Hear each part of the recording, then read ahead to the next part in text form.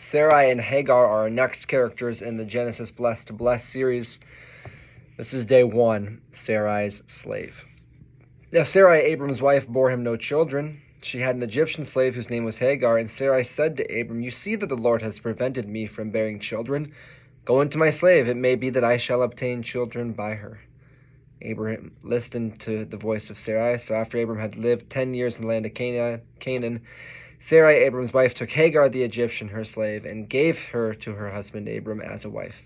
He went into Hagar, she conceived, and when Sarai saw that she had conceived, she looked with contempt on her mistress. And Sarai said to Abram, "May the wrong done to me be on you. I gave my slave to your embrace, and when she saw that she had conceived, she looked on me with contempt. May the Lord judge between you and me." But Abram said to Sarai, "Your slave is in your power. Do to her as you please." Then Sarai dealt harshly with her, and she ran away. The stories of Sarai and Hagar are intimately connected around the issue of bearing children. In ancient Near Eastern cultures, slavery was common, and it was even customary for slaves to serve as surrogates in instances of infertility.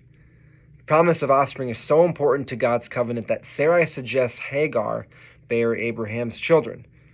Becomes a disaster, of course, for so many reasons. Sarai's insecurity and jealousy, Hagar's status and contempt, Abraham's poor navigation of polygamy, not a great idea, and the power imbalance of slavery relationships.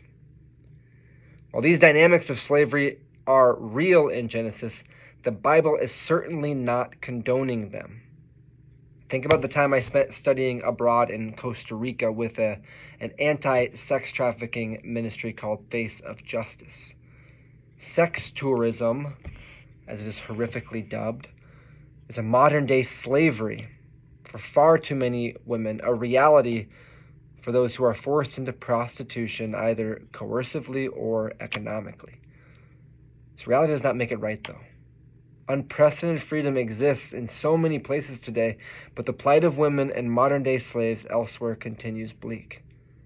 Thankfully, there is hope in a God who transcends evil cultural norms with justice and compassion. Let's go deeper, read Genesis 12:10-20, and reflect how does this early drama with Sarai set the tone for her own struggles. Then praying and reflecting, when have I felt powerless in a relationship? And how did I handle it? And where was God? See you tomorrow.